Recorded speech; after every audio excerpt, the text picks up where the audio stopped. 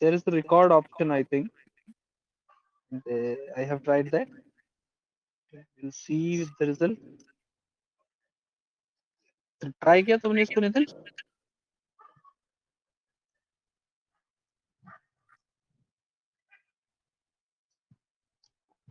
Telegram के record option को try किया किसी ने?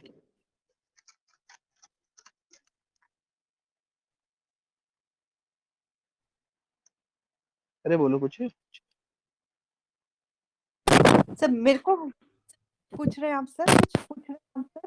मतलब मैं क्या अच्छा, मैं अगर स्क्रीन की लाइट ऑफ कर देता हूँ तो आई एम ऑडिबल? हाँ Yes, सर, sir. आपका तो आवाज आ रहा है, मेरा आ रहा है क्या? हाँ Yes, हाँ, sir, तुम्हारा भी आ रहा है। Okay okay. फाइन। तो आज के लिए क्या टॉपिक रखना है? सर आप डिसाइड करिए। हाँ सर, आप ही नितिन डिसाइड करिए। नितिन नितिन से पूछता है। नितिन, तुम्हें क्या लगता है टॉपिक? तभी जो हम लोग बात कर रहे थे वो शायद अधूरा रह गया ना टॉपिक। हम जो लोगों ने आई थिंक ना, हम लोगों ने सारा पूरा कर लिया है मोटा मोटा प्लेसमेंट में। ओके। तो मैं तुमसे राशि बेसिक्स पे बात कर रहा था, ठीक है? अच्छा हाँ ठीक है, चलिए। हाँ राशि बेसिक को थोड़ा सा और आगे बढ़ा लेते हैं, ठीक सर, है? तो रिकॉर्डिंग चालू कर दिया आपने? ओके ठीक है। मैंने रिकॉर्डिंग चालू कर दिया है और देखते हैं एंड में रिजल्ट क्या होता है। ओके। तो तुमने जो डॉक्यूमेंट भेजा है मैं उस डॉक्यूमेंट पे बात कर रहा था।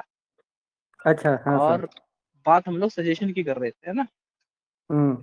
यस तो सर। इसमें सजेशन नंबर 1 ये था मेरा कि हम लोग देखें कि क्लासिक्स में क्या लिखा हुआ है ना। ओके। और उसमें हम लोग इस मंतव्य पे पहुंचे कि जो आपका हम लोग मर्क्यूरी को जो हम लेते हैं, है ना, तो मर्क्यूरी का क्या है कि स्ट्रॉन्ग सिग्निफिकेशंस बोले हुए हैं, जैसे कि मर्करी इंडिकेट्स अ प्लेग्राउंड करके। वो चीज जो है हम लोग डिस्कस कर रहे थे, राइट? जी। तो कल मैं एक रूल तुमको बताने वाला था, वो रूल मेरा जो है दिमाग से स्लिप हुआ कल। ओके। क्या हुआ कि एक बार we were looking at some nadis. नाड़ी होता है ना, साउथ इंडिया में नाड़ी चलता है। तो कोई नाड़ी हम लोग देख रहे थे, तो उसमें आई सॉ कि जो नाड़ी का जो ऑथर है वो प्रिडिक्ट करता है। मतलब तो क्या था कि ऐसा स्टोरी को उसकी पार्वती बैठी हुई है और पार्वती ने एक ऋषि से किसी व्यक्ति का हालचाल जानना चाहा, तो इसके बारे में बताओ। तो पाराशर का वो नाड़ी है और उसमें पाराशर ये कहते हैं कि इसके घर के आसपास ये मंदिर है, वो मंदिर है। तो उसके बारे में जो है बात होती है, ठीक है? तो उसमें I came to know of one very particular thing, ठीक है? तो घर के आसपास जो है मंदिर की बात या किसी एक खास पर्टिकुलर प्लेस की बात है। और ये चीज क्या है, बहुत इंपॉर्टेंट है। ये हमारे नॉर्मल ज्योतिष में ना एक सूतिका करके चैप्टर होता है। तो सूतिका इज नाउ कंसिडर्ड यूजलेस, मोटा मोटा। इसमें क्या है कि when I was with my गुरु, तो वो बीपीएचएस को बड़ा अनऑथेंटिक कंसीडर करते थे। हमने रीजन पूछा, भाई क्यों अनऑथेंटिक क्यों कंसीडर करते हैं इसको? तो one of the main reasons that he have given कि जब आप कोई किताब को लिखते हो ना, तो उसमें एक फ्रेमवर्क होता है और वो फ्रेमवर्क बीपीएचएस में मिसिंग है। जैसे कि मैं एक नॉर्मल किसी टेक्स्ट की बात करूं, बृहज्जातक लो या सरावली लो, तो उसमें क्या होता है कि सबसे पहले आपको सिग्निफिकेशंस का चैप्टर होता है। तो एक राशि का सिग्निफिकेशन होता है और एक प्लेनेट का सिग्निफिकेशन होता है। तो भाव के बहुत ज्यादा सिग्निफिकेशन नहीं होते। भाव का सिग्निफिकेशन राशि वाले चैप्टर में होता है। तुम किसी भी क्लासिक में भाव सिग्निफिकेशन पे सेपरेट चैप्टर मिलेगा नहीं। उत्तर कालामृत में है ना? हाँ, उत्तर कालामृत दोबारा अनऑथेंटिक टेक्स्ट है, वो सी ग्रेड में लेकर के उसको चलते हैं। अच्छा ओके। सी ग्रेड में लेकर के इसलिए चलते हैं क्योंकि देखो, जब कोई क्लासिक सेम सिग्निफिकेशन, देखो 3 वजह होती है हम लोग क्लासिक को बेकार मान लेते हैं जी। पहली बात, अगर रिपीटेशन होने लगे तो। जैसे कि बीपीएचएस में जाओगे तो वो पहले बोलेंगे कि शुक्र जो है विवाह का कारक है। फिर बोलेंगे जुपिटर विवाह का कारक है। अब यहाँ सेम बात 2 बार रिपीट हो गई, 2 अलग अलग चैप्टर में रिपीट हो गई और 2 अलग अलग प्लेनेट को सिग्निफिकेशन दे दिया, तो इसका मतलब क्या है, कॉन्ट्राडिक्शन आ गया इसमें। तो इसको हम लोग अनऑथेंटिक जो है कंसिडर कर लेंगे। तो ये चीज कालामृत में होती है कि चीजें कुछ जो है ना रिपीटेटिव हो जाती हैं। अच्छा। दूसरा क्या है कि एक एक ना लिखने का प्रकार रहा है पहले संस्कृत में, और उसमें एक जो है ना पोएटिक स्टाइल है। तो जब आप पोएटिक स्टाइल में कुछ लिखते हो ना, तो उसकी इंपॉर्टेंस नहीं बचती। जैसे कि तुम्हें बताओ, एक किताब है जातका अलंकार, गणेश कवि का लिखा हुआ है। अब उसके साथ प्रॉब्लम क्या है उस टेक्स्ट के साथ, कि गणेश कवि ने जो लिखा है, वो गणेश कवि तो बाय द नेम ना कवि है, तो उसने उसको इतना ज्यादा मेटाफोरिकल लिखा है अच्छा। कि उसके अंदर से रूल निकालना बहुत मतलब मुश्किल है। That is recommended for teachers and not for students. Literature laureate.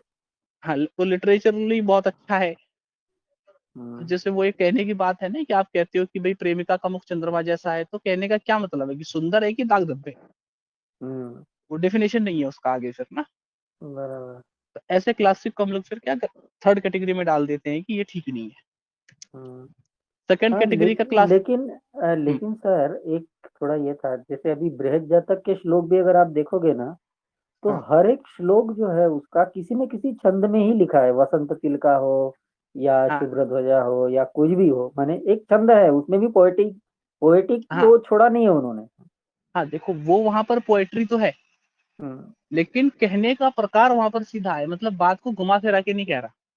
हाँ, ये बात जैसे है। वारामिहिर बोलेगा राजयोग है, वो ये नहीं बोलेगा कि ऐसा राजयोग है जिसमें 1000 घोड़े चलेंगे, ऐसा नहीं बोलेगा। बराबर। तो वो 1000 घोड़े चलना जो है वो अलंकार और उपमा आ जाता है, तो उसको हम क्लासिक से च्युत कर देते हैं कि ये क्लासिक बढ़िया है नहीं। अच्छा अच्छा, समझा ऐसा। समझा सर।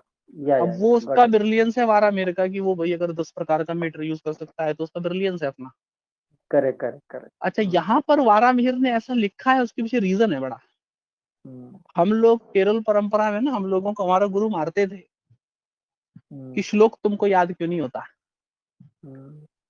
तो गाने का जो प्रकार है ना, कि श्लोक को कैसे गा के याद करना, वो उस मीटर में लिखा हुआ होता है। हाँ, इसीलिए तो वो लोग याद कर पाते थे ना पहले जमाने में। हाँ, इसलिए वो लोग याद कर पाते थे। आजकल क्या है, मीटर का नॉलेज खत्म हो गया।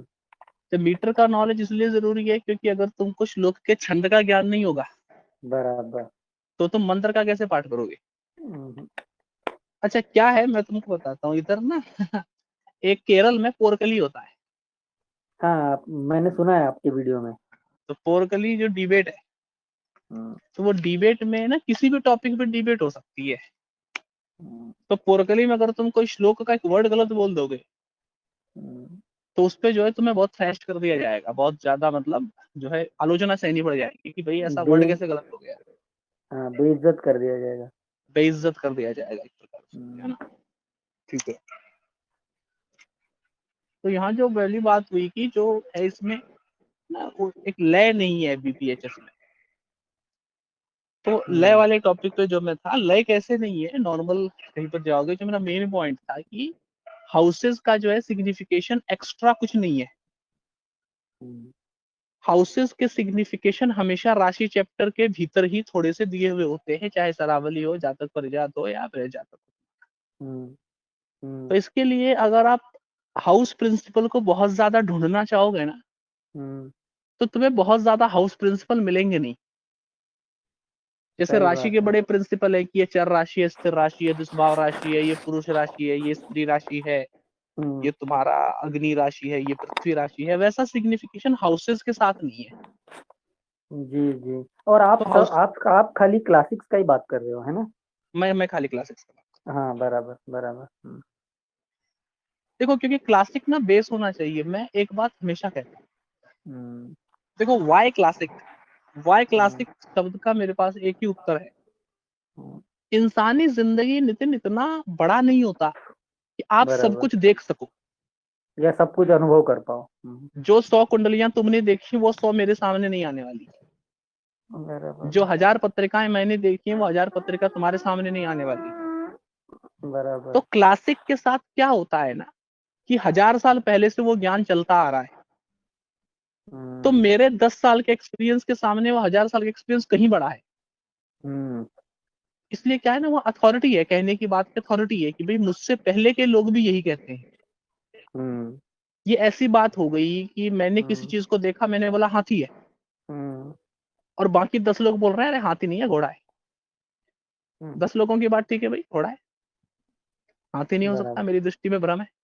बराबर बराबर। लेकिन तो एक्सपीरियंस की बात है, इसके लिए क्लासिक, क्योंकि पराशर ने कुछ लिखा, उसको वारामिहिर ने लिखा, उसको फिर जातक परिजात ने लिखा, अब सब उसको लिखते जा रहे हैं, तो क्या है कि फल पक्का होता जा रहा है। हाँ भाई, वारामिहिर का 30 साल, पराशर का 30 साल, जातक परिजात वाले का 30 साल, मिल के एक्सपीरियंस तो लंबा है और बड़ा एक्सपीरियंस, अथॉरिटी है मेरे पास। नहीं क्योंकि सर, अगर क्लासिक, उसमें तो कोई दो राय ही नहीं है। मैं उसके लिए नहीं बोल रहा था, वो क्लासिकल का पॉइंट मैंने इसलिए पूछा आपसे कि मॉडर्न, आप हाउस सिग्निफिकेशन का बात कर रहे थे ना, तो हाँ, केबी पारसाई करके एक मॉडर्न डे राइटर है, ओल्ड एज है, तो उनके हाउस सिग्निफिकेशन मैंने जितने देखे हैं ना, पता नहीं उतने सही भी है कि नहीं, उतनी बड़ी लिस्ट मैंने कहीं नहीं देखी, इसलिए मैं वो क्वेश्चन देखो पूछा। वो सेम उत्तर कालामृत वाला अप्रोच, हाँ हाँ। और उस अप्रोच के साथ प्रॉब्लम क्या है ना नितिन, मैं एक बात हमेशा कहता हूँ, जब चीज दूर से देखी जाती है तो बहुत सुंदर होती है, जब बहुत करीब से देखी जाती है तो बहुत क्रूप होती है। तो क्या है ना कि किसी भी चीज को कितना विस्तार देना है बहुत जरूरी है, बहुत ज्यादा विस्तार दे देना ठीक नहीं होता, जी जी। कभी नहीं होता। पता है ये, जैसे हम पहले बात कर रहे थे ना, लॉजिक वो कुल्हाड़ी है जो आप ही के पैर में पड़ती है, कहीं और नहीं पड़ती। बहुत ज्यादा जो है कि मतलब गोल गोल घुमा के लॉजिक को प्रूव करना, अंत में तुम्हारे पैर में फंदा डालेगा। तो इसके लिए क्या है कि चीज को एक स्तर तक ही फैलाया जा सकता है, उस स्तर के आगे नहीं फैला सकते आप उसको, चीज को। फिर तर्क भी कुतर्क बन जाता है। हाँ, फिर तर्क कुतर्क और वितर्क में कुछ बहुत ज्यादा फर्क है नहीं, बहुत छोटा छोटा फर्क होता है। तो इसमें क्या था, मैं जो मेन बात कह रहा था कि राज हाउसेस के सिग्निफिकेशन बहुत ज्यादा नहीं है, नहीं। बहुत लिमिटेड है। और वो लिमिटेड क्या है, वो सिर्फ टेकन फ्रॉम राशि है, कि पहली राशि का जो सिग्निफिकेशन है वही सिग्निफिकेशन पहले भाव का होगा। तो जब हम भाव के सिग्निफिकेशन पे आते हैं, तो एक तो भाव के सिग्निफिकेशन का लिस्ट है, उसको रेफर करना है, उसके अलावा और कुछ भी रेफर नहीं करना है। जैसे राशि में रूल्स होते हैं और ग्रह के रूल्स होते हैं, ऐसे भाव के रूल्स कभी नहीं होते। ये हम हमेशा क्लियर रखेंगे, बहुत बेसिक अंडरस्टैंडिंग है। जैसे आज मैंने अमरकांत को भी इस सवाल के बारे में बोला था, है ना, कि आप ये कह सकते हो कि 6-8-12 का स्वामी खराब होता है, लेकिन आप ये नहीं कह सकते कि 5-9 का स्वामी बढ़िया होता है। कि भाव अपने भीतर बहुत चीजें नहीं रखता, भाव पे बहुत प्रिंसिपल्स होते नहीं है। हाँ, वो बट कंडीशन वाली बात मेरे दिमाग में है सर, वो बहुत अच्छी बात बोली आपने। है ना, तो यहाँ पर एक तो ये समझने का बात। अब जिसमें स्ट्रक्चर पे आ रहा था कि सबसे पहले राशि का सिग्निफिकेशन आता है, क्योंकि राशि का सिग्निफिकेशन इज इंक्लूसिव ऑफ राशि सिग्निफिकेशन प्लस हाउस सिग्निफिकेशन। उसके बाद सेकंड लेवल पे जाकर के ग्रह का सिग्निफिकेशन आता है। फिर ग्रह सिग्निफिकेशन के बाद 3 चैप्टर आते हैं बैक टू बैक, और वो तीनों चैप्टर जो है ना, लोग बड़ा खराब, मतलब आजकल यूज नहीं होता, 3 क्या 2 चैप्टर बोलो, लेकिन उसकी इतनी इंपॉर्टेंस है कि तुम मत पूछो। वो चैप्टर में पहला है वियोनी और दूसरा है सूतिका। अब भाई वियोनी क्या होता है और सूतिका क्या होता है, पहले समझाओ मुझे। वियोनी मुझे नहीं पता, लेकिन सूती का अपना गिरीश चंद्र शर्मा वाली जो जो संस्करण है ना पाराशर का, बृहद पाराशर का, हाँ, उसमें सूतिका का दिया है एक ही या 1.5 पन्ना है खाली। अच्छा, हाँ, लेकिन वियोनी का नहीं पता सर मुझे फ्रैंकली। एक मैं बात, वियोनी का एक्सीलेंस समझाऊंगा तुम लोगों को आज ना। वियोनी का एक्सीलेंस, सूतिका का एक्सीलेंस, इंपॉर्टेंस, और अंत में टेक्निक पे चलेंगे। तो इंपॉर्टेंस समझना बड़ा जरूरी जी सर। है। वियोनी का मतलब वो चीज जो वी योनि इतर योनि में पैदा हो, दूसरी योनि में, इंसान योनि का ना हो, ये हो गया वियोनि। ठीक है। तो मुझे एक बात मैं तुमको बताता हूँ, जैमिनी के सबसे बड़े प्रकांड पंडित हुए थे, ये तुम्हारा क्या वेमूरी राममूर्ति शास्त्री। उनके सामने कोई वो जो जिनको वेताला भी बोलते हैं ना। हाँ, वेताल भी बोलते हैं। हाँ। नहीं, वेताल कोई और है, वेताल कोई और। अच्छा, वेताल और है क्या? ओके हाँ, ओके, वेताल थोड़े पुराने हैं। पंडित वेताल शास्त्री जो है जैमिनी ज्यादा नहीं करते थे। अच्छा, हाँ। पंडित वेताल शास्त्री की ये लघु पराशरी पिटीका बहुत फेमस है। हाँ, ये वेताल कहीं तो नाम शास्त्री, सुना हुआ लगा, इसलिए पूछा मैंने। हाँ, वेताल शास्त्री बनारस के हुए और वेमूरी शास्त्री आंध्र प्रदेश के थे, गोदावरी डिस्ट्रिक्ट के। अच्छा, ओके। तो एक बार किसी ने वेमूरी राममूर्ति शास्त्री के सामने एक कुंडली रख दी। उन्होंने कुंडली देख के बोला, ये आदमी की कुंडली नहीं है, ये तो घोड़े की कुंडली है। क्या अपने को इतनी ज्योतिष आती है कि हम बोल पाए? ये जो वियोनी और सूतिका है ना, 2 चैप्टर, नहीं, इसको आज इंपॉर्टेंस नहीं दी जाती, लेकिन रेक्टिफिकेशन के लिए ना बहुत इंपॉर्टेंट है। ओके। भाई आज कोई भी एसेंडेंट, कोई भी हॉरोस्कोप आ जाएगा, तुम उसको देख के पढ़ना शुरू कर दोगे, लेकिन क्या तुम ये बात कह सकते हो कि भाई ये कुंडली आदमी की नहीं हो सकती? नहीं सर, नहीं बोल सकते। क्या तुम एक एसेंडेंट में मुझे वो नमाज निकाल दोगे जिस नमाज में इंसान पैदा नहीं होने वाला? अरे बाप रे, ये तो नहीं बता सवाल ही कभी सकते। नहीं आया, ये कभी सवाल ही नहीं आया दिमाग में आज तक ऐसा। जरूरी तो है ना, शुरुआती पहला स्टेप तो वही होता है। हम्म भाई हम्म इंसान भी हो सकता है कि नहीं हो सकता? हम्म अच्छा, अब वियोनी के रूल के बारे में तुमसे एक बड़ा कॉमन रूल बताता हूँ। वियोनी के मतलब बहुत नियम है वैसे तो, बट इन अ नटशेल, है ना, इन अ नटशेल एक बड़ा नॉर्मल सा प्रश्न पूछता हूँ। ठीक है, सबसे पूछूंगा। भाई सूर्य आत्मा का कारक है। बिना आत्मा के कोई आदमी पैदा हो सकता है क्या? Not possible. बिना आत्मा का तो कोई आदमी होता ही नहीं ना। नहीं सर, तो नहीं। वियोनी के जो 80% रूल्स है ना, वो 80% रूल्स में मतलब ज्यादातर तो क्या है कि पोजीशंस है, बट एक रूल बड़ा कॉमन होता है, वो है कि अगर कोई भी ग्रह बलशाली ना हो तो। समझ रहे हो बात को? मतलब कहने का ये है, अगर तुम इस चैप्टर में जाओगे, क्या कहते हैं इसको, एक चैप्टर है, ये तुमको फल दीपिका में मिलेगा, ये चैप्टर है इस पे, षडबल पे। तो षडबल में एक मिनिमम रिक्वायरमेंट होती है प्लेनेट की, वो मिनिमम उसको पूरा ही करना है। वो मिनिमम को पूरा करने के बाद ही वो जो है इस तरह पे पहुंचता है। हाँ, क्योंकि जीरो विरूपास किसी के भी नहीं होते। जीरो विरूपास किसी के भी नहीं होते। सही बात है, सही बात है। एक मिनिमम क्वालिटी तो पहुंचना ही है ग्रह को, उसके बाद ही वो इंसान होने की श्रेणी में है। अब देखो, आत्मा क्या किसी जानवर में नहीं है क्या? है ना, है। दिमाग भी है, मन भी है भाई। क्या भाई कुत्ते जैसे जानवर का मन नहीं होता क्या? तभी तो वो आता है ना फेथफुलनेस से। बट उसके मन का इवॉल्वमेंट और इंसान के मन के इवॉल्वमेंट में बहुत फर्क है। ये वो बेसिक क्राइटेरिया है, जो बेसिक क्राइटेरिया चंद्रमा फुलफिल करेगा तभी इंसान हो पाएगा, तभी उसका इंसानी मन होगा। तुमको एक एग्जांपल देता हूँ, एक केस पढ़ना आप लोग, है ना, विकिपीडिया सर्च मारना, डीना सनीचर। Okay, DINASANICHAR। ठीक है, 2 अलग वर्ड है ना? हाँ, 2 अलग वर्ड है। टार्जन सुना है? टार्जन, हाँ। टार्जन के एग्जाम्पल हुए हैं 2-3 इस दुनिया में।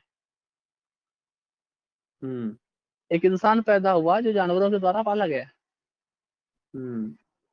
तुम हॉरर स्टोरीज जब इंटरनेट पे देखोगे तो तुम एक लड़की देखोगे जिसकी पीठ एकदम उल्टी है, हाथ के बल पे चलती है। ये सब यूनिक एग्जाम्पल है। ये सब जो है ना, ये सब वियोनिक एग्जाम्पल है। और वियोनी पता है क्यों जरूरी है? वियोनी इसलिए जरूरी है क्योंकि जब एक प्लेनेट, कभी कभी तुमने किसी बंदे से बात की होगी, किसी आदमी से कभी तुमने बात की होगी, और बात करके तुम ये कंक्लूजन में निकलोगे यार ये इंसान है ही नहीं। हम इस कंक्लूजन पे निकलते हैं। कभी क्रिमिनल से बात करना, तो ठीक है, हाँ, माने आजकल उसमें इंसानी गुण नहीं होते, जैसे एम्पैथी नहीं है, कंसिडरेशन नहीं है, हाँ या इंसान ऐसे कुछ, हाँ ऐसे कुछ फैक्टर्स नहीं है। हाँ, तो वो एक चीज जो है वो लैकिंग है। हाँ, पशु और इंसान के बीच में ये तो फर्क बनाती है, और यही वियोनी का कंसिडरेशन है, समझे ना, कि इस व्यक्ति में कौन सा ऐसा गुण है जो कि इसको इंसान से कमतर है। पता है वियोनी की इंपॉर्टेंस कहाँ है? मैं तुम्हारे सामने 2 पत्रिका रख दूं और मैं पूछूं इनमें से कौन क्रिमिनल है, तुम बताओ। क्रिमिनल शायद बता पाएंगे टेंडेंसी के हिसाब से। छुपा हुआ क्रिमिनल, उसने आज तक कोई क्राइम नहीं किया, सारी जिंदगी में कभी नहीं करेगा। हाँ, भाई नहीं, इसलिए कितने मैंने वो ही वर्ड यूज इतने किया कि हाँ, टेंडेंसी, लाइक टेंडेंसी पकड़ सकते हैं, लेकिन एक्चुअल में किया ही है ये छाती ठोक के नहीं शायद बोला जा सकता। मैं तुम्हें बताता हूँ, मैं बहुत क्लाइंट देखता हूँ, है ना, हम्म, और बहुत बार जब आप किसी इंसान से बात करते हो ना, या किसी के एक्स हस्बैंड की या बॉयफ्रेंड की कहानी आप सुनते हो, तो आपको लगता है यार ये इंसान इंसान है क्या, ये आदमी है ही नहीं इंसान। मैं तुमको बताता हूँ, एक महिला का कंसल्टेशन में करता था, उनका अपने हस्बैंड से जो है वो डिवोर्स वगैरह लेना चाहती थी, लेकिन थोड़ा सस्पेक्टेबल थी कि लूं कि ना लूं। मैंने पूछा, मैंने कहा मैम ऐसी क्या बात हो गई कि आपका मतलब इतने साल का लव था, पहले प्रेम था इतना, फिर उसके बाद आप जो जा करके अब आप डिवोर्स लेना चाहती हैं शादी के 10-12 साल के बाद, तो क्यों लेना चाह रही है, क्या सिनेरियो है? तो महिला ने मुझे बताया कि कहा कि सर जब ये मतलब जो कुछ भी है इन द कॉपुलेशन प्रोसेस, ये आदमी सर इतना विभत्स हो जाता है कि मेरे गाल का मांस नोच के खा गया। अरे बाप। समझ रहे हैं आप बात को? और मैं तुम्हें बता रहा हूँ सच्चाई में कितने ही ऐसे क्रिमिनल्स हैं जो नॉर्मल लाइफ में रहते हैं और आपको कभी पता नहीं होता, क्योंकि वो शायद कोई क्राइम नहीं करते। अब तुमने सुना होगा ना भाई, मैरिटल रेप बड़ा कॉमन है। कुछ तो लैकिंग है यार। एक आदमी जो दूसरे के धर्म की इज्जत नहीं करता, एक आदमी जो इंसान को इंसान, महिला को महिला नहीं समझता, ईव टीजर है, और उसमें कुछ तो सेंसेशन की कमी है ना यार। एक आदमी जो कंसेंट समझता नहीं, उसमें कुछ तो कम है जो वो नहीं समझता। और शायद वो जिंदगी में कभी भी ना, शायद वो जिंदगी में कभी भी कानून की पकड़ में नहीं आएगा या कोई क्राइम नहीं करेगा, लेकिन वो कंसेंट वर्ड की महत्ता को नहीं समझता, ये बात तो वहां पर है। तो ये तो चीज जानने के लिए ना तुमको वियोनी में जाना पड़ेगा। मैक्सिमम जो वियोनी के रूल्स होते हैं वो ऐसे होते हैं कि हर एक ग्रह कमजोर हो। जैसे कि एक रूल का एग्जांपल लेते हैं, अगर सारे ग्रह डुअल साइंस में हो और कोई भी 2 ग्रह डुअल साइन से बाहर हो, मान लो सूर्य चंद्रमा या सूर्य शनि एक्सेट्रा कोई भी हो गया, और वो दोनों जो डुअल साइन से बाहर हैं वो ग्रह बहुत कमजोर है, और जो डुअल साइंस के भीतर हैं वो ग्रह बहुत बलशाली है,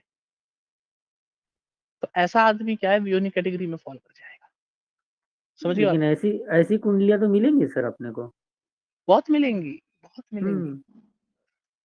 सिजोफर्निया का नाम सुना है? उतना ही कॉमन है सिजोफर्निया जितनी कॉमन है ये कुंडली।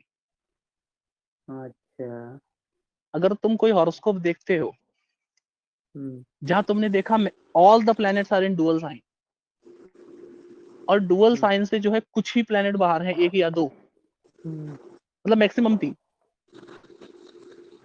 क्योंकि 9 ग्रह हैं तो 3 में 1/3 बनता है ना, मैक्सिमम 3 बाहर है और वो तीनों ही बहुत कमजोर है। ऐसा आदमी, पता है, ऐसा आदमी जो है डुअल साइन का बहुत प्रभाव है उसके ऊपर, उसके भीतर में डुअल पर्सनैलिटी है उस आदमी के अंदर। वो सिजोफर्निया हो सर सकता है। जी मैम। सर ये साइकोलॉजिकल बिहेवियर भी इसमें काउंट हो सकता है व्यक्ति का? बिल्कुल मैम, बिल्कुल बिल्कुल बिल्कुल। मतलब फिजिकली वो कुछ ऐसा ना करता हो, पर साइकोलॉजिकली बहुत लोग टॉर्चर करते हैं दूसरे कोई व्यक्ति को। जी जी जी जी जी, साइकोलॉजिकली टॉर्चर करते हैं बहुत लोग, शीशे में खुद से बात करते हैं। जी जी। बहुत सारे ऐसे लोग हैं जो अपने मन में एक दुनिया बनाते हैं, उसी में रह रहे होते हैं। एक नॉर्मल समझ होती है, जैसे अगर आदमी कोई रिलेशनशिप से बाहर निकला, एक नॉर्मल अंडरस्टैंडिंग होती है, हाँ यार मेरी ये गलती थी, तुम्हारी ये गलती थी और चीजें हमारे बीच में वर्कआउट नहीं की, ठीक है। बट एक दूसरा आदमी है जो आपका नहीं सोचता, सिर्फ अपना सोचता है। तूने मेरा ये गलत कर दिया, तूने मेरा वो गलत कर दिया, मैंने तुझे ये बोला था, वो बोला था। वो आदमी क्या है, उसी केस में तो है, और कौन से केस में, और किसी केस में नहीं है। वो समझ रहे हो बात? वो है ही ड्यूअल पर्सनालिटी, फिकल माइंडेड। वो डुअल पर्सनैलिटी है कि नहीं। अब इसमें जो ग्रह बाहर होगा उसके हिसाब से, और जितना कमजोर होगा उसके हिसाब से तुमको ट्रेट पता करना है। और पता है इसको पहचानना क्यों जरूरी है? क्योंकि ये ना चीजें हैं बड़ी कॉमन, और ज्यादातर मेरे बोलने के पहले तुम लोगों को ऐसी पत्रिकाओं कुछ देख के कुछ बहुत ज्यादा तो नहीं ध्यान में आता ना। नहीं देखो आज मैं क्लास में पढ़ा, यही बात रहा था कि बहुत छोटी चीज होती है, ध्यान देके देखना है। एक ऐसी पत्रिका जिसमें सारे ग्रह डुअल राशि में पड़े हुए हैं, आपको देखने में बड़ा नॉर्मल लगेगा, आपको देखने में बहुत ही नॉर्मल लगेगा, लेकिन वैसा व्यक्ति जो है ना, उसका तुम किसी से भी शादी करा दोगे वो बर्बाद हो जाएगी। पूछो क्यों? क्योंकि वो डुअल पर्सनैलिटी है, उसका असली रूप कभी सामने ही नहीं आता। एक तरफ वो शादीशुदा, एक तरफ वो खुद को बैचलर समझता है। उसको वो किसी से सेटल नहीं हो सकता, वो ना माँ बाप से कभी संतुष्ट हो पाएगा, ना बच्चों से हो पाएगा, ना बीवी से हो पाएगा। उस आदमी को आप लाख कुंडली मिला लोगे, लाख उपाय करवा दोगे, कुछ नहीं कर सकते आप उसका। समझ रहे बात को? क्योंकि वो साइकोलॉजिकल डिसऑर्डर है। और ये देखने में बड़ी कॉमन बात है, हो सकता है उसका सप्तम भाव बहुत अच्छा हो, सप्तमेश बहुत बढ़िया हो, लेकिन अगर इस बात को आप चूक गए तो आप बहुत कुछ चूक जाते हो चार्ट में ना। आपको पूरा एनालिसिस ही चूक जाता है, कुछ बचता ही नहीं आपके एनालिसिस में। नहीं सर, इससे पहले तो ये चीज पता ही नहीं थी, लेकिन अभी आपने बोला, अभी पता चल गई, तो अभी आपसे कभी भी कुंडली आएगी तो एक नजर तो ये भी पैरामीटर एक बार चेक तो कर ही लेंगे।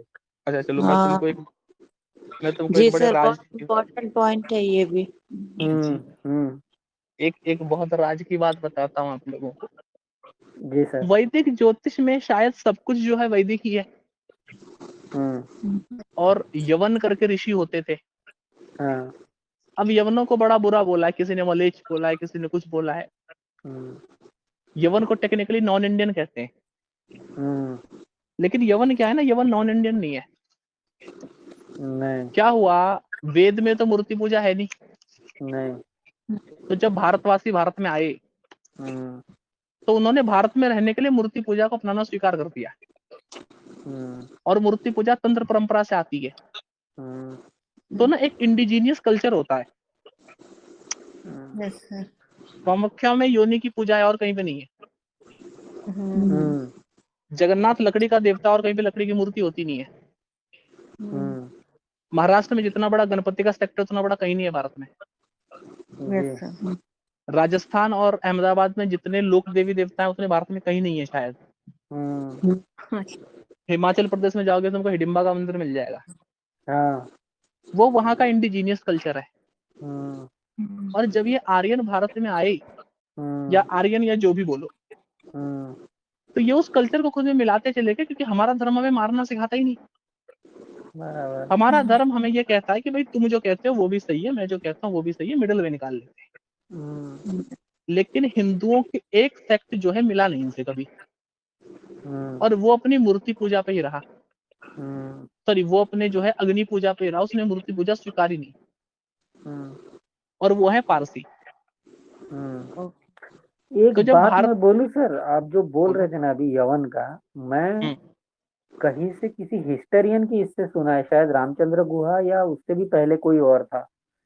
तो ये जो अभी हम जो मुसलमान बोलते ना, वो प्रॉपर मुसलमान तो बाहर से आए हैं, लेकिन मुसलमानों जैसे ही लोग जो पहले जमाने में थे, जो मुसलमान तो नहीं थे लेकिन जो मूर्ति पूजा नहीं मानते थे और बहुत सारे हिंदू कल्चर की चीजें नहीं मानते थे, वो यवन थे। जैसे आप ताजिक वर्ड यूज करोगे ना, वो अरबी है, तो वो हिंदू संस्कृति में या वेदों में या उपनिषद में कहीं भी नहीं है। वो ताजिक का रूट ही उधर है। तो वैसा। देखो अब ये यवन कौन है ना, ये यवन का क्लैरिफिकेशन थोड़ा सा डिफिकल्ट है। ये मुसलमान से अभी मिलेगा। तो अब ये जो पारसी जो है ना, ये माना नहीं कि हम मूर्ति पूजा करेंगे भाई। वो अपने वेद के मार्ग पे ही चलता रहा, और फिर भारत में रहना दुष्कर हो गया उसको, तो वो एक जगह पे भाग गया मिडिल ईस्ट में। ओके। उस जगह को पर्शिया कहते हैं। पर्शिया। पर्शिया अच्छा। है इसलिए क्योंकि वहाँ पारसी रहते थे, लेकिन फिर वहां तो फिर मुस्लिम साम्राज्य आया, तो फिर वो लोग वापस जो है भारत आए। खैर ये बहुत बात की कथा हो गई। अब इसमें बीच में क्या है, देखो उन लोगों ने भी सेम ही ज्योतिष सीखा वेद के काल तक तो, बराबर। लेकिन वेद के बाद वो लोग पर्शिया चले गए। अब हिंदू स्कॉलर्स से उनका कुछ लेना देना तो बचा नहीं, लेकिन ज्योतिष के प्रिंसिपल तो उन्होंने भी बेसिक सीखे थे ना, तो उन्होंने उसको अलग डेवलप किया और हम लोगों ने उसको अलग डेवलप किया। बराबर, उन्होंने अपनी ब्रांच बना ली। उन्होंने अपनी ब्रांच बना ली, उसको ना अपने हिसाब से उसको डेवलप किया। जी। और बाद में क्या हुआ, जब व्यापार शुरू हुआ, जब सिल्क रूट चालू हुआ, जब ट्रेड चालू हुआ, तो वहां के विद्वान यहाँ आए, यहाँ के विद्वान वहां गए। तो उससे जो नॉलेज आया ज्योतिष का वो है ताजिक और यवन।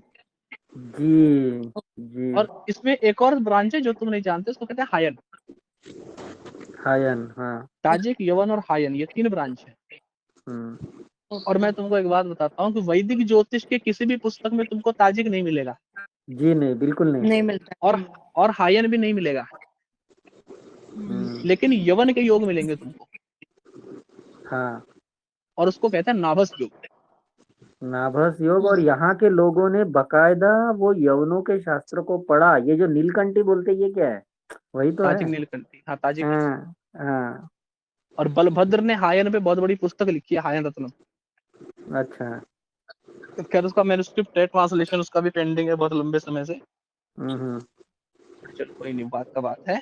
अभी इसमें क्या हुआ, तो मैं तुमको एक बात बताता हूँ। वारामिहिर ने और किसी ने भी, जिसने भी ताजिक योगास के बारे में लिखा, अच्छा ये मैं मास्टर की राशि में पढ़ा चुका हूँ ये चीज। सर तो हम मैं नहीं उसको थे ना उसमें, आप फिर से बता दीजिए।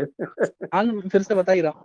हाँ हाँ। तो जब ये ताजिक के योगास लिखे गए ना, नाभस योग, तो नाभस योग की कमेंट्री में ना हर एक ऋषि ने एक बात लिखी है कि किसी भी ग्रह का जो योग है वो ग्रह की दशा अंतरदशा आने पे इफेक्टिव होता है।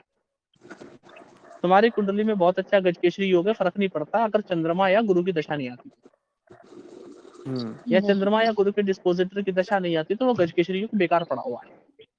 अंतरदशा से भी फर्क नहीं पड़ेगा है ना सर? अंतरदशा में थोड़ा मोड़ा फल होगा, अच्छा, थोड़ा और। लेकिन राजा बनने के लिए तो पूरा फल चाहिए ना। पूरा फल चाहिए। और अंतरदशा में कैसे राजा बन पाओगे? वो समग्र योग को फलीभूत होना पड़ेगा। बराबर।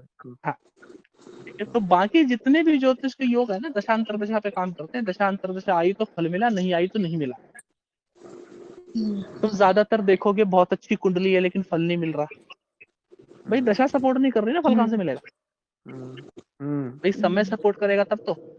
जी सर। भाई तुम बीज लगा दोगे, पानी डालोगे नहीं तो कहां से पेड़ उग जाएगा? उगेगा ही नहीं। अब पानी तुम तो डाल नहीं सकते ना, दशा वो मौसम है जो बारिश करेगी पेड़ उगेगा। अब बारिश करेगी नहीं तो तुम्हारी कुंडली में बीज रूपी उच्च का सूर्य कुछ नहीं करने वाला। उसको दशा अंतर दशा की बारिश का सपोर्ट चाहिए।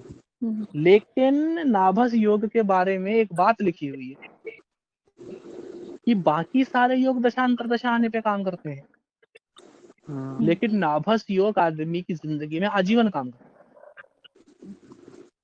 मतलब कुंडली में कोई चीज हो कि ना हो, नाभस योग तो होंगे ही। मतलब एटलीस्ट एक नाभस योग, 32 नाभस योग मेन कंसिडर किए जाते हैं। अगर एक्सपेंसिव लो तो 64 नाभस होते हैं। अगर पूरा हाईली एक्सपेंसिव लो तो 14,444 नाभस योग होते हैं। अरे बाप रे बाप। लेकिन 32 जो है वो 32 मिनिमम कंसिडरेशन है। और हर एक पत्रिका में से इन 32 में से एक नाभस योग होगा। ठीक है, माने मिनिमम एक तो होना ही है। मिनिमम भी एक होना है, मैक्सिमम भी एक होना है। अच्छा। वो एक से ज्यादा होना ही नहीं। 32 का क्या है, ऑर्डर है। जो लग गया उसके बाद वाला देखना ही नहीं। अगर 32 में से दूसरा लग गया तो फिर तीसरा देखना नहीं। अच्छा। और कुछ नहीं लगा तो 32वां तो लग ही जाएगा। ओके इसमें नाभस योग जो है ये 4 प्रकार के होते हैं, ओके मोटा मोटी अगर क्लासिफिकेशन इनका करें तो। और अब इसका ब्रिलियंस देख के तुम समझ जाओगे कि लगेगा ही। ओके तो पहले होते हैं जी आकृति योग, फिर होता है दल योग। दल। अब आकृति दल है ना, ऐसा करके होता है। अब सबसे पहले क्या है, दल योग की इंपॉर्टेंस आती है। दल मतलब होता है ग्रुप। और अभी तुमको फिर से वियोनी वाली बात याद आ जाएगी। अच्छा मुझे एक बात बताओ, हम लोग पढ़ते हैं भाई मूवेबल साइन जो है वो तो मूवेबल है, मतलब है ना। चल रहा है। यस अब मूवेबल साइन क्या फल देती है वो कहाँ पे लिखा है? वो हमने शब्द से पकड़ लिया, लेकिन ऐसा कहीं लिखा हुआ तो देखा नहीं मैंने। मैं तो मेरा गुरु अगर मैं उसको श्लोक नहीं सुनाता था ना, तो मेरा गुरु मेरे को उंगली का जॉइंट होता है ना, उस पे मेरे को नीम की लकड़ी से मारता था पकड़ के। अरे बाप रे। भैया तुम पहले श्लोक सुनाओ फिर करेंगे बातचीत इसकी। तो जब मैं तुमको बोलूंगा भाई कि चर राशि का क्या फल होता है, तो तुम श्लोक कहाँ से पकड़ोगे? श्लोक नहीं पकड़ा पाओगे ना, नहीं श्लोक नहीं पकड़ाया जाएगा। अच्छा इसका रेफरेंस मैं फिर कल दूंगा, कल की क्लास में, वैसे है ना, अभी बात बता देता हूँ केवल। अब सबसे पहले दल योग आता है नाभस में, ओके और वो दल योग में है कि अगर सारे ग्रह चर राशि में हो तो ये फल होता है, सारे ग्रह स्थिर राशि में हो तो ये फल होता है, सारे ग्रह दुष्भाव राशि में हो तो ये फल होता है, अच्छा। इत्यादि इत्यादि। वहां पर लिखा है अगर सारे ग्रह चर राशि में हो तो आदमी बहुत लक्ष्मीवान होता है। अब बताओ बाय विच लॉजिक तुम ये कह सकते हो कि मूवेबल साइन इंडिकेट मनी?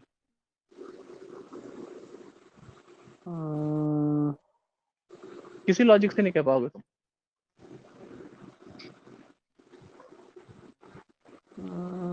तुला के लिए भी नहीं बोल पाएंगे। नहीं मैं कह रहा हूँ मूवेबल साइन पैसा दिखाता है, ये बात तुम कह कैसे पाओगे? नहीं नहीं नहीं नहीं कह पाओगे। लेकिन ये बात जो है तुम्हें नाभस योग बताएगा, अगर सारे ग्रह चर राशि में हो तो आदमी बहुत धनवान होता है। अच्छा लॉजिक समझा दूं क्या इसके पीछे का? हाँ जी। किसी भी मूवेबिलिटी, Yes, sir. मूवेबिलिटी माने चर स्थिर या दुष्भाव, किसी भी मूवेबिलिटी के हर राशि में कोई ग्रह उच्च का नहीं होता। जैसे कि अगर तुम डुअल राशि को ले लो तो जेमिनी और सजिटेरियस में कोई उच्च नहीं होता, ठीक है। अगर तुम फिक्सेड राशि को ले लो तो Yes, लियो sir. और एक्वेरियस में कोई उच्च नहीं होता, even for that matter Scorpio में भी नहीं होता। लेकिन चर राशि में, चारों चर राशि में कोई उच्च होता है। हाँ। इसलिए Yes, पैसा है sir. वहां पे। ग्रह उच्च अच्छा। होगा तो पैसा देगा ना, ठीक है। हाँ सही बात है। तो इसमें पहली कैटेगरी है चर राशि में हर ग्रह होने की, स्थिर राशि में सारे ग्रह होने की, और दुष्भाव राशि में सारे ग्रह होने की। ठीक हो गया। ये है दल योग हो गया। ग्रुप। दल माने सारे प्लेनेट ग्रुप बना के एक प्रकार की राशि में बैठे। इसके बाद दूसरा आता है आकृति योग। एक तुमने शकट योग सुना होगा, शकट योग। नाम सुना है लेकिन उसका वो भूल गए अभी, उसके कंडीशन। डेफिनेशन होगा कि तो अगर वो गुरु से छठा। हाँ, गुरु से चंद्रमा 6 8 तो 12 गुरु में से हो। हाँ सर।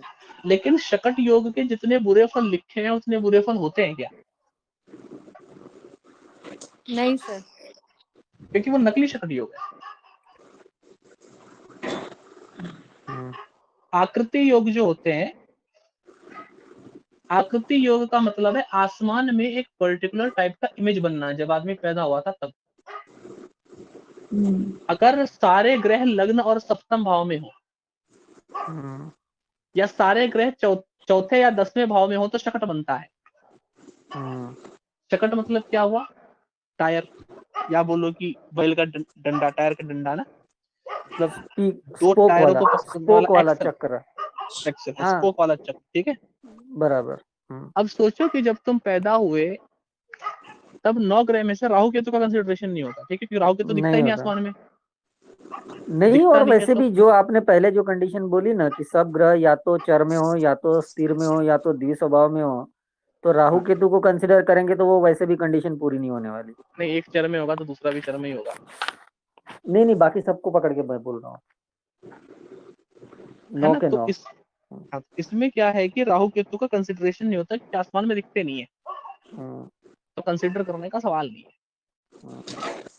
अब सोचो कि जब तुम पैदा हुए तब सारे ग्रह लग्न और सप्तम में थे, मतलब ईस्ट में और वेस्ट में थे, और कहीं पे कोई प्लेनेट था ही नहीं। ये आकृति बन गई ना, आसमान में इमेज बन गया, इसको आकृति योग कहते हैं। अब आकृति योग क्या है? आकृति योग बहुत प्रकार के हैं, सारे प्लेनेट लग्न में हो या सप्तम में हो, सारे प्लेनेट चतुर्थ में हो या दशम में हो, सारे प्लेनेट फर्स्ट हाउस से फोर्थ के बीच में हो, या फोर्थ से सेवंथ के बीच में हो, या सेवंथ से 10th के बीच में हो, या 10th से लग्न के बीच में हो, या सारे ग्रह चारों केंद्र में हो, या सारे ग्रह चारों कन्फर्म में हो, या सारे ग्रह चारों आपोक्लिप में हो, या सारे ग्रह लग्न से सप्तम के बीच में हो, या सारे ग्रह सप्तम से लग्न इत्यादि के बीच में हो, जो कुछ भी, ठीक है। अब यहाँ पर जो है ना, हम लोग बहुत बार ना, लोग बड़े अजीब से सवाल पूछते हैं कि sir what is the difference between planet जो लग्न से सप्तम के बीच में और सप्तम से लग्न के बीच में जो ग्रह है, दोनों में क्या फर्क है? अब तुमको दोनों के फर्क का श्लोक कहाँ मिलेगा? श्लोक करके तो पता नहीं, लेकिन सर वो एक कहते हैं ना कॉन्सेप्ट है, उदित गोलार्ध और अनुदित गोलार्ध। हाँ, अब वो उदित गोलार्ध और अनुदित गोलार्ध का कॉन्सेप्ट भी ये जो अभी जो आकृति योग बताए ना, हाँ हाँ, यहाँ के श्लोकों से फल लिया उसका। अच्छा अच्छा। ये यवन का ब्रिलियंस है, ओके, ठीक है जी, ये है यवन का ब्रिलियंस है ये। अच्छा, इसके अंत में क्या होता है? इसके अंत में जो है आखिरी सेट ऑफ जो योगास है वो एक, अगर सारे ग्रह 5 राशि में हो, या सारे ग्रह 6 राशि में हो, या सारे ग्रह 3 राशि में हो, अगर कोई नहीं होगा तो सारे ग्रह कितने राशि में, वो गिन के तो कुछ ना कुछ बन ही जाएगा, है ना। तो ये जो आकृति योग है, ये जो नाभस योग है ना, हर चार्ट में कम से कम एक नाभस योग होता है, और भैया उसको कंसिडर करना बहुत जरूरी है, समझे।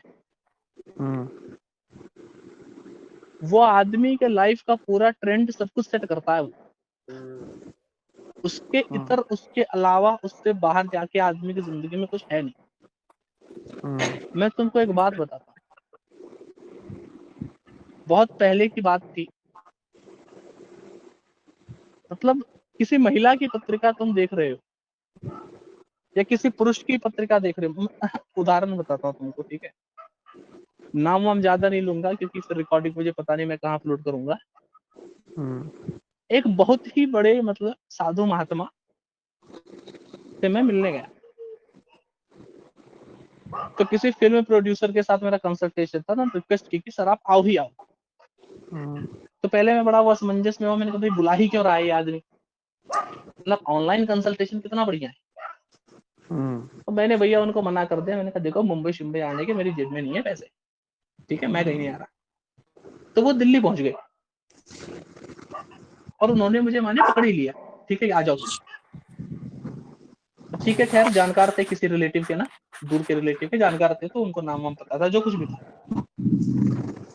तो खैर पैसा वैसा तो नहीं कमाया कुछ, बट जब मैं उनके पास गया ना,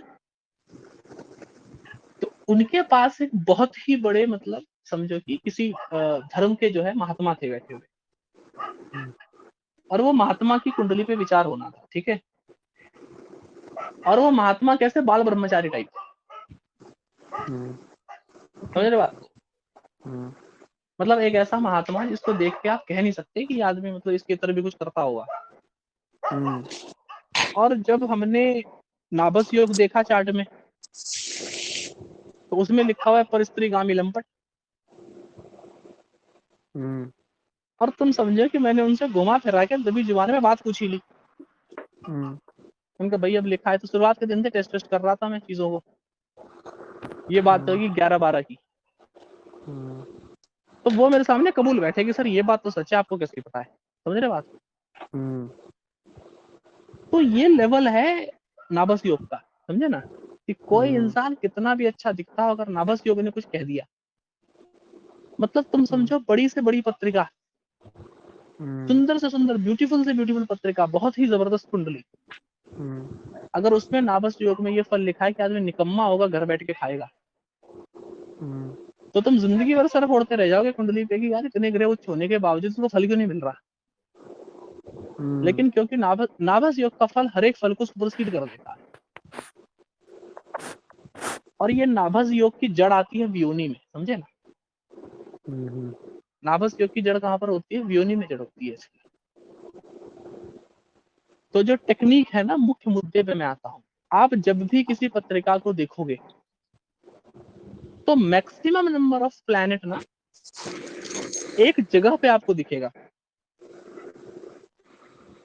मैक्सिमम नंबर ऑफ प्लैनेट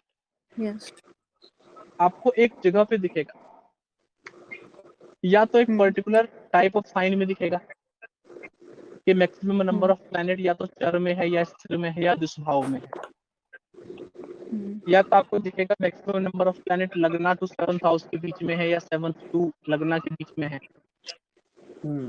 या 4th टू 10th के बीच में है, या 10th टू 4th के बीच में है, या मैक्सिमम नंबर ऑफ प्लैनेट लगना टू 4th हाउस, या 4th टू 7th हाउस, या 7th टू 10th हाउस, या 10th टू 12th हाउस के बीच में है। और इसके बेसिस पे ना आपको मैं आदमी के बारे में एक बात बता देता हूँ आज, है ना, हर एक चीज पे एक बात बताता चलता हूँ, ताकि जब अगली बार आप पत्रिका देखें तो आदमी का टेम्परामेंट को बड़े अच्छे से समझ जाए और भूल ना करें। समझ रहे हो बात को। जैसे कि चर राशि की बात ले लेते हैं। अगर चर राशि में सारे प्लेनेट होते हैं तो अब चर का क्या फल है, देखो लक्ष्मीवान तो होता है आदमी,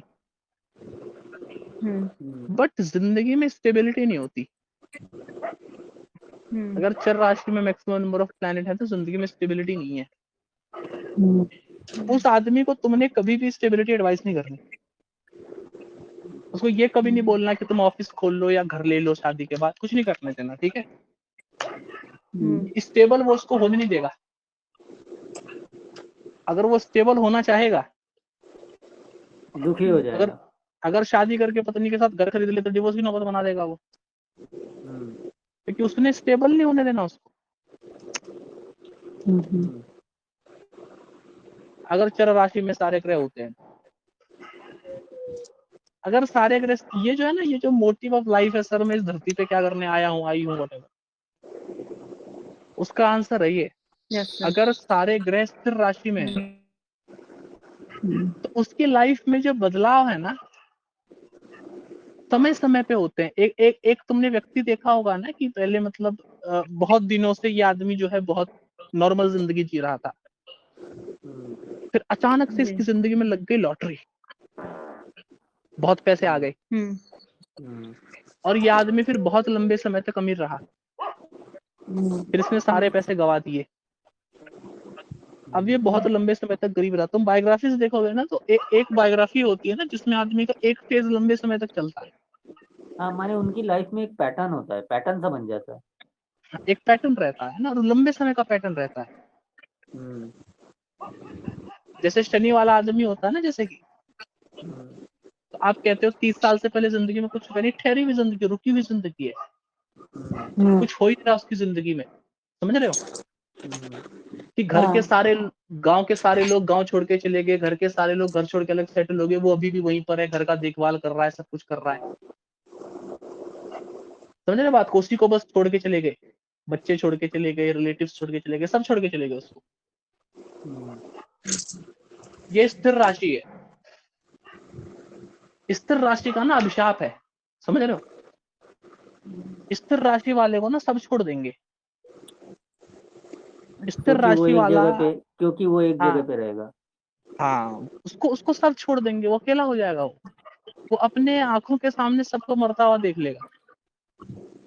वो चाहेगा कि मेरे को मौत आ जाए, अपनी बाप की अर्थी को, बाप की लाश को आग दे देगा, बेटे की लाश को आग दे देगा, और मरने की उम्मीद में रहेगा कि मैं मर जाऊं, नहीं मरेगा। समझ रहे हैं मेरी बात को? स्टेबल हो जाएगी। होता है ना, एक कहते हैं ना, जिंदगी बंद गई है, कुछ हो ही नहीं रहा, स्थिर राशि है। समझ रहे हो बात को? अब भैया स्थिर राशि वाले, अब ऐसा जो व्यक्ति है, उसको तुमने मान लो किसी ऐसे, अब देखो समझने की बात है, अंडरस्टैंडिंग तुमको कहाँ लेके जानी है वो समझा रहा हूँ मैं। अब मान लो ये जो व्यक्ति है स्थिर वाला, इसकी आपने किसी मेष लग्न की, या जो है कर्क लग्न की, या तुला लग्न की, या जो है मकर लग्न की, मूवेबल लग्न है ना, वैसे व्यक्ति से शादी करवा दी तो क्या होगा जी? वो तो कहीं जा नहीं रहा, और ये कहीं पर टिक नहीं रहा। तो फिर यहाँ पर कहानियां सुनने में आती हैं कि सर मेरी उनसे शादी हुई, हमारा 3 महीने में डिवोर्स हो गया, लेकिन आज भी हम लोग मिलते हैं, डिवोर्स के बाद भी हम लोग मिलते हैं। समझ रहे हो? क्योंकि आदमी वो वहीं का वहीं पे है। क्योंकि सर ये वाले एग्जाम्पल तो हमको समाज में बहुत मिल जाएंगे सर, स्थिर सप्तम लग्न, सॉरी स्थिर राशि सप्तम में या फिर लग्न में, और चर राशि। यही तो बात है, देखो यही बात है, ये छोटा फैक्टर जो है ना, ये छोटा फैक्टर ना आप देखते नहीं हो। मैं तुमको बताऊं, मैच मेकिंग में पता है सबसे इम्पोर्टेंट फैक्टर क्या है? मान लो किसी स्त्री का जो है, किसी स्त्री का मान लो कुंभ लग्न है, पुरुष लग्न की स्त्री हो गई ना, अब इसका किसी कन्या लग्न के पुरुष से शादी करा दोगे ना, कुंडली में सब मैच होने के बावजूद भी शादी तोड़ देगा। क्योंकि भाई वो स्त्री तो मर्दाना है, और ये पुरुष अपनी जिम्मेदारी पूरी नहीं कर पा रहा, कैसे शादी टिकेगी? सवाल है कोई शादी टिकने का? बहुत बेसिक फैक्टर है, लेकिन इस बेसिक फैक्टर को आप इग्नोर नहीं कर सकते, क्योंकि आप इसको इग्नोर करोगे तो जिंदगी तबाह कर देगा ये। समझ रहे हो बात?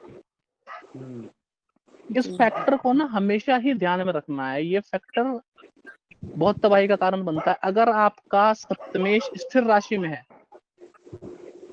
और आपने कोई मूवेबल जॉब ले ली, तो फिर कहानी सुनने को मिलती है, सर मैंने कंपनी को 30 साल अपना सब कुछ दिया, लेकिन कंपनी ने बदले में मुझे कुछ नहीं दिया। सुनते हो ना कहानी, 30 साल से कंपनी के लिए काम कर रहा हूँ सर, कुछ नहीं दिया मेरे को कंपनी ने, सब बर्बाद कर दिया मेरा। एक हमारे तो आपने लेकिन सप्तमेश बोला, दशमेश ले लो। अच्छा हाँ, 10 में, हाँ समझ रहे हो बात को? हाँ ये जो प्रिंसिपल है ना, ये है बड़ा जरूरी, बेसिक है, समझने की बात है। ठीक है जी? जी सर जी। दुष्भाव राशि का तो मैंने बता ही दिया, दुष्भाव राशि तो सबसे खराब, डुअल पर्सनैलिटी का आदमी है। समझ, दो अलग आदमी है वो। समझ रहे हो? हाँ, जैसे वो मैडम ने बोला ना, स्किज़ोफ्रेनिक है टाइप से। जैसे कि मैं बताता हूँ, मान लो एक लग्न है, ठीक है? अब मैं थोड़ा सा वल्गर बात करूंगा इस एग्जांपल के लिए, बट समझाना चाह रहा हूँ मैं तुमको एग्जांपल की जो चीज है ना। मान लो कन्या लग्न है, लग्न में 2 ग्रह बैठे हैं, चौथे भाव में 2 ग्रह बैठे हैं, 5वें भाव में 7वें भाव में 1 ग्रह बैठा है। ठीक है?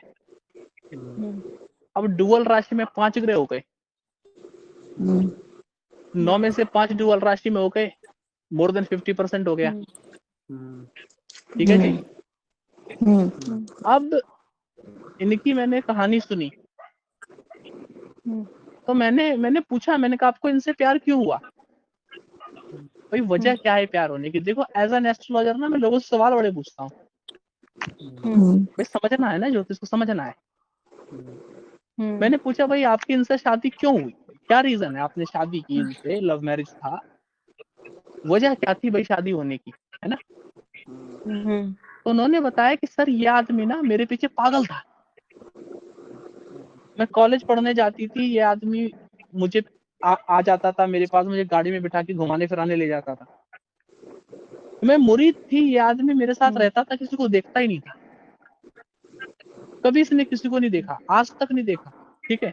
मतलब शादी के बहुत समय तक इसने किसी को नहीं देखा, मैं इस बात की मुरीद थी कि मेरे अलावा किसी को देखता ही नहीं आदमी।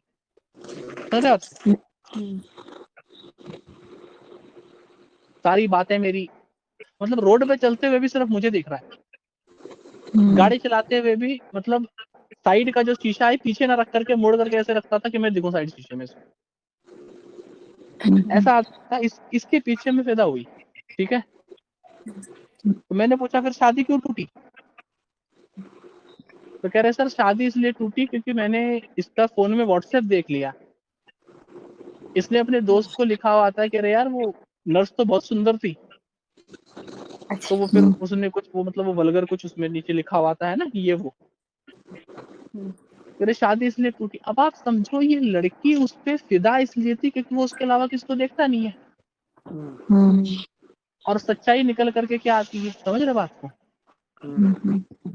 मतलब वो इंसान अपनी पत्नी से इतना डिवोटेड है ना कि वो अपनी पत्नी से झगड़ा तभी कर रहा है जब वो जाने की बात करती है।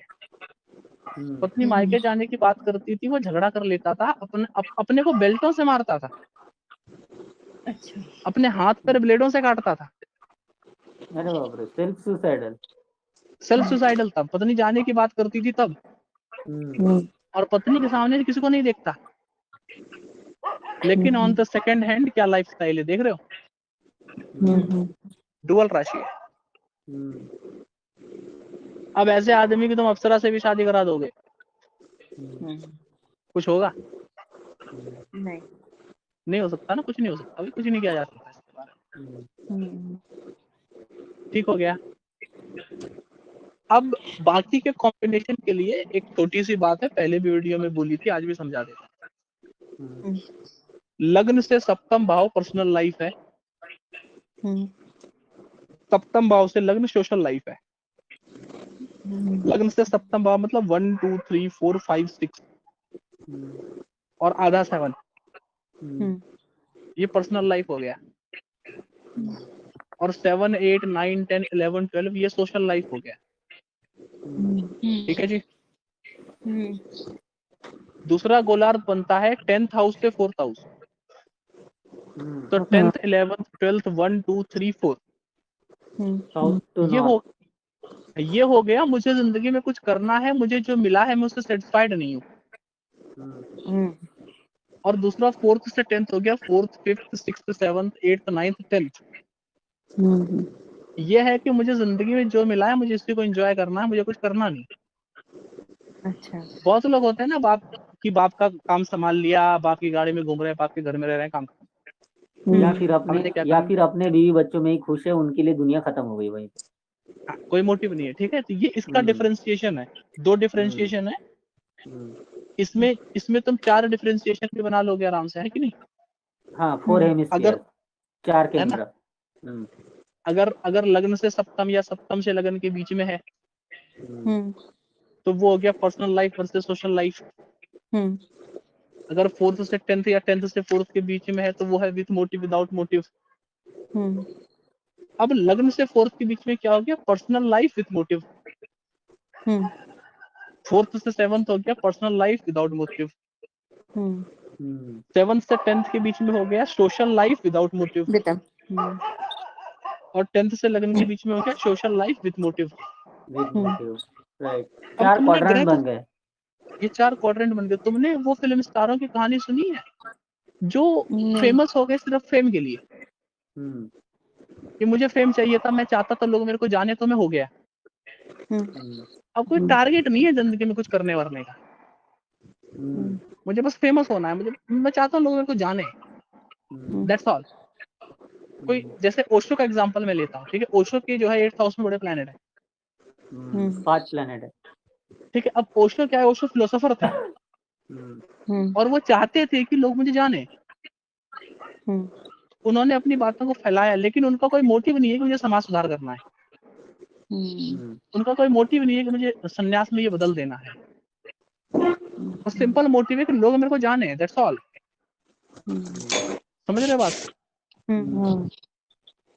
तो ये मोटिवेशन की बात है। जैसे कि अभी अपना चार्ट अगर मैं देखूंगा तो 10th हाउस से लगन के बीच में सारे प्लैनेट है मेरे,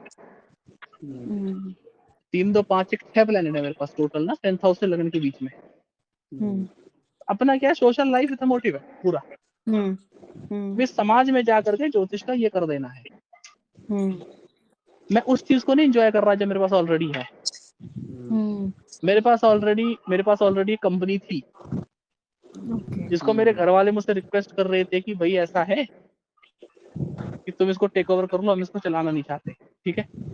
तो वो सामने पड़ी कंपनी मैंने छोड़ दी, मैंने कहा भैया मुझे नहीं चलाना, मुझे कोई मतलब नहीं कितना पैसा हो कुछ भी हो। वे मैंने ज्योतिष पढ़ा है तो माय प्राइम मोटिव इज कि मैं इसको जो है आगे फैलाना चाहता हूँ, दैट्स ऑल।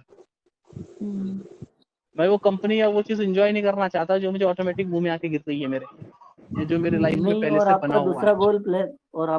गोल पहले से क्लियर था ना आपके सामने, क्योंकि वो आपके 4th क्वाड्रेंट में हो गया। हाँ, तो गोल क्लियर है क्योंकि प्लेनेट वैसा है। गोल क्लियर है क्योंकि देखो बहुत सारे तुम ऐसे ज्योतिष भी देखोगे जो ज्योतिष सिर्फ इसलिए कर रहे हैं क्योंकि फादर ज्योतिष था।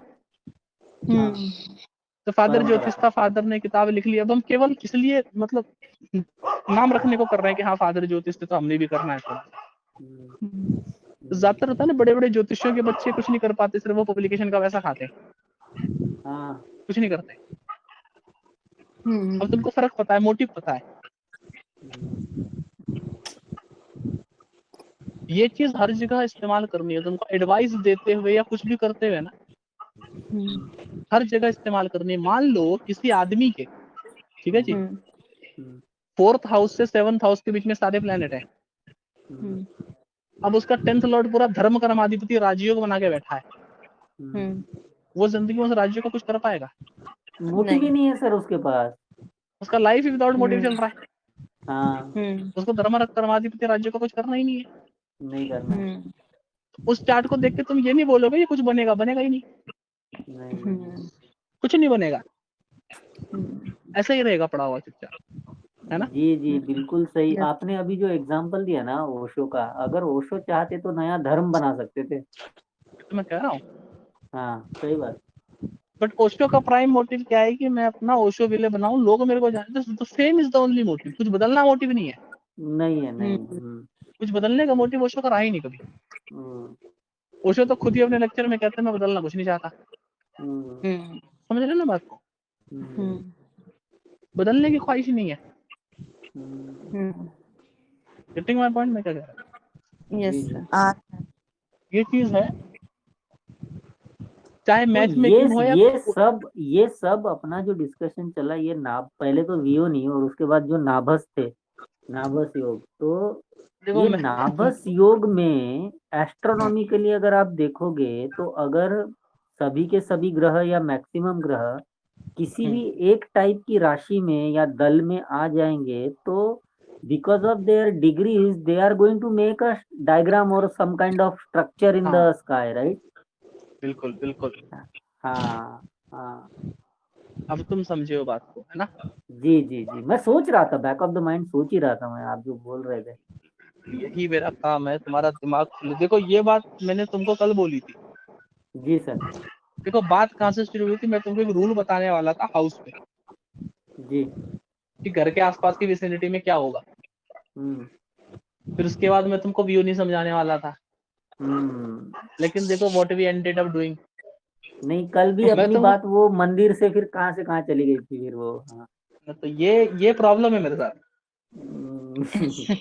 ये मेरे साथ प्रॉब्लम है भाई कि टॉपिक, मैं एक टॉपिक पे मतलब क्या पढ़ाना चाहूंगा और क्या पढ़ाऊंगा मुझे नहीं पता, लेकिन जो भी पढ़ाऊंगा देखो मजा आया नहीं आया, बिल्कुल सही, एकदम सीखा कि नहीं एकदम सीखा, वो चीज एकदम। इम्पोर्टेंट है, ज्ञान होना चाहिए। जी जी। नई बात तो पता चलती है सर हर बात में। ये एक पर्टिकुलरली चीज है। अच्छा मैं एक टेस्टिंग के लिए रूल दे देता हूँ आप लोगों को, जी। आप लोग उसको टेस्ट करना कल। मतलब ये तो एक रूल चलो बता ही दिया, ठीक है। और अब जो है हम लोगों को सो भी जाना चाहिए सबको, मतलब डेली 1 टॉपिक रखेंगे रात के लिए, ठीक है। ठीक है सर, ठीक है ठीक है। तो रूल में वो नाड़ी के रूल की जो बात कर रहा था शुरुआत में, तो रूल मैंने ये फाइंड किया कि अगर कोई प्लेनेट अपनी राशि को देखता है ना, अगर कोई प्लेनेट अपनी राशि को देखता है ये रूल ध्यान रखना है, कोई ग्रह अगर अपनी राशि को देखता है, दृष्टि करता है उस पर, तो उस डायरेक्शन में अगर मतलब लग्न की राशि को देखे तो पूर्व में, 10th हाउस की राशि को देखे तो दक्षिण में, साउथ में, 7th हाउस की राशि को देखे तो पश्चिम में, और 4th हाउस की राशि को देखे तो उत्तर में, और सेकंड या थर्ड को देखे तो उत्तर से पूर्व के बीच में, 11th या 12th को देखे तो दक्षिण पूर्व के बीच में, अगर 8th या 9th को देखे तो आपका वेस्ट साउथ के बीच में, साउथ वेस्ट में, और 4th या 5th को देखे तो आपका जो है नॉर्थ वेस्ट में। ओके, जो ग्रह देखता है उसका मंदिर होता है। अच्छा। ओके। जैसे तो कि मान लो इसमें कि तो इसमें हाँ, हमको वो दिशाओं के जो स्वामी हैं उनको कंसिडर करना है, जैसे ईशान, कुबेर, यम, या नहीं? नहीं, जो ग्रह देखता है उसका उसका मंदिर होता है ना। अच्छा अच्छा, ग्रह का मंदिर। Okay okay. ठीक है, ओके। इसमें क्या है, स्वराशि में बैठा हुआ ग्रह भी सेम ही काम करेगा। ठीक है, जैसे कि मेरे लग्न में बैठा है शनि अपनी राशि का, तो मैं जहां पर पैदा हुआ वहां से पूर्व में शिव का मंदिर है। ओके ठीक है, ओके। सर जैसे मेरे लग्न में गुरु बैठा है तो जी मैम, तो फिर क्या होगा सर? विष्णु का पूरब में? मंदिर होना चाहिए, पूरब में विष्णु का मंदिर। सर जहाँ मैं रहती हूँ सर, मैं तो गल्फ कंट्री में रहती हूँ ना, तो नहीं, यहाँ मतलब जहाँ पर आप पैदा हुए थे, अच्छा अच्छा अच्छा। ओके वो बर्थ प्लेस है ना, वो बर्थ का location. Okay sir. Okay sir, जी थैंक जी। यू। अच्छा, इसमें लग्न का लॉर्ड जहाँ पर बैठा होता है ना, जी वो डायरेक्शन आपको ये बताएगी हॉस्पिटल के कौन से कमरे में। जैसे मान लो लग्न का लॉर्ड 7th हाउस में चला गया, वाओ तो हॉस्पिटल के वेस्ट कमरे में पैदा हुआ है। वाओ। अब ये चीज आपको क्लियर रखनी है एकदम, क्योंकि क्लियर नहीं रखोगे तो चार्ट कैसे रेक्टिफाई करोगे भाई। तो यही चीज घर पे भी अप्लाई हो सकती है? घर पे अप्लाई होगी एकदम। जैसे कि आपके लग्न में मैम जुपिटर बैठा है ना, जी जी। तो आप अपने अपने घर में कौन सी राशि है लग्न में? सैजिटेरियस। सेजिटेरियस है ना, तो आप अपने घर में जो है ना, जी। आपका बेडरूम या तो ईस्टर्न मोस्ट होना चाहिए, ईस्टर्न कमरे में बेडरूम। बेडरूम ईस्ट में होना चाहिए? जी, यस सर, ईस्ट में ही है। ईस्ट में, इसी वजह से ईस्ट, वाह, सॉरी? मजा आ गया। इसी वजह से ईस्ट में है ना। ओके मजा आ गया। क्योंकि आप कहीं और सोओगे ना, आपको नींद नहीं आएगी ठीक से। Okay sir. आपको लगेगा रात में कि आवाजें आती है, कुछ हिलता डुलता है, नींद नहीं आएगी, बेचैनी रहेगी, नींद नहीं आएगी। सोने की कोशिश करोगे, सो नहीं पाओगे, ईस्ट में ही सो पाओगे केवल, ओके बाकी जगह पे नहीं आएगा। जुपिटर लग्न में इसलिए। जी मैम, जुपिटर लग्न में, क्योंकि लग्न ईस्ट है ना। जुपिटर अब लगना बलवान लॉर्ड, होता है ना, पूर्व में हाँ बलवान होता है वो। हाँ, और लगना लॉर्ड ही लग्न में बैठ गया है ना। तो इसके लिए लग्न का डायरेक्शन ले लिया। लगना लॉर्ड अगर 10th में बैठा होता तो साउथ में बोलता। ओके। तो सर फोर्थ, जो जिनको नींद की बीमारियां है ये कारण हो सकता है उसके पीछे? जी मैम, बिल्कुल बिल्कुल, जिसको बिल्कुल नींद की बिल्कुल। बीमारी है उसका यही कारण है, वो हाँ सही जगह हाँ पे नहीं सो रहा। हाँ, क्योंकि अगर वास्तु तो एक ही जगह बोलता है बेडरूम के लिए, फिर हर जगह तो रहते नहीं है, तो देखिए, मतलब वास्तु के इसलिए बारे लोगों में क्या को। हुआ, वास्तु के बारे में ना मेरे पास जब भी कोई इंक्वायरी आती है, मैं एक बात कहता हूँ, तो अनिल धीरूभाई अंबानी जो है, मतलब सॉरी, धीरूभाई अंबानी लेबरों के साथ एक कमरे में सोते थे पेट्रोल पंप पे। हाँ तो उस कमरे का कैसा वास्तु था कि धीरूभाई अंबानी अरबपति बना, बाकी कोई नहीं बना। हाँ तो बात इस चीज की नहीं है कि दिशा कौन सी बढ़िया है, बात पता है कि आपको क्या सूट करता है। फेवरेबल क्या है? देखिए देखिए, मैं आपको बताता हूँ, बसंत का मौसम कितना बढ़िया होता है, लेकिन कुछ लोगों को पॉलन एलर्जी होती है, हाँ, उनको Yes, सांस sir. लेने में उनके दिक्कत लिए होती है। बसंत का मौसम अभिशाप है। बराबर। तो बात ये नहीं है बढ़िया क्या है, बात ये आपको जचता क्या है। अब एक बात बताओ ना, आप 32 नंबर की पैंट तो बहुत बढ़िया होती है, लेकिन भाई मेरी कमर तो 34 है, मेरे को 32 से मतलब ही नहीं, तो मेरा सूटेबल हाँ। नहीं। वो 32 नंबर की पैंट बढ़िया होती है, वो अलग बात है भाई, मैं तो मोटा हूँ, मैं क्या करूँ, है ना। इस रूल को कल तक टेस्ट करते हैं, और कल फिर आकर के आगे वियोनी पे और करेंगे।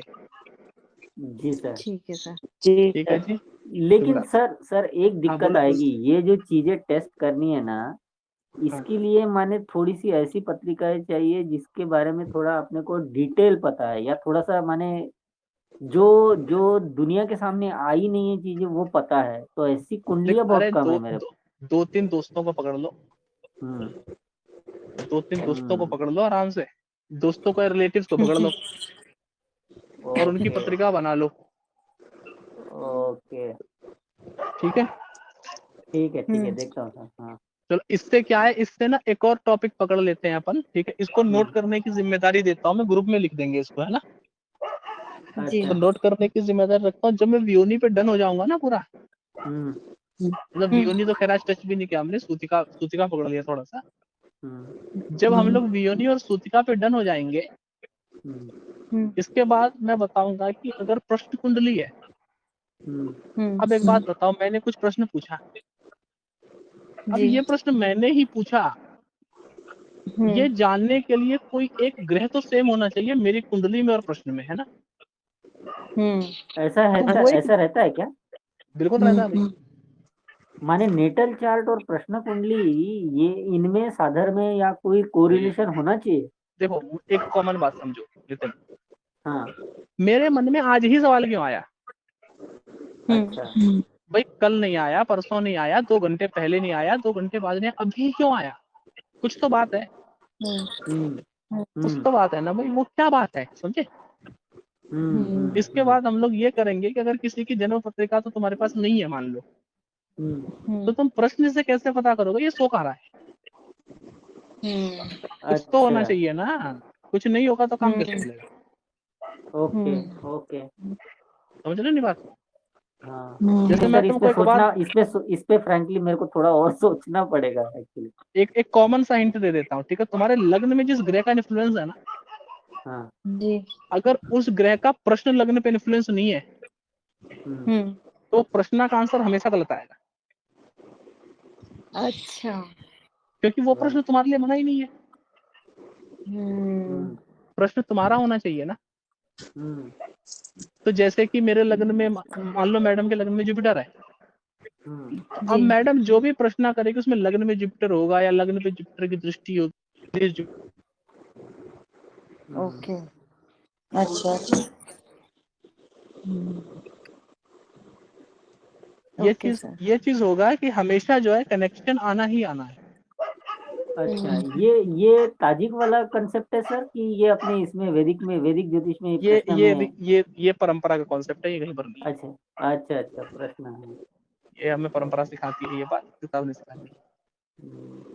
ठीक है जी, जी जी तो कल रात को मिलेंगे, जी सर कल रात को बात करते हैं ना। ठीक है। जी सर ओके, तो thank sir you so much इसका सर रिकॉर्डिंग आप शेयर कीजिए, और अगर ये रिकॉर्डिंग वाला स्टाइल चल गया तो फिर मैं दूसरे एप्लीकेशन पे टाइम वेस्ट नहीं करूंगा फिर।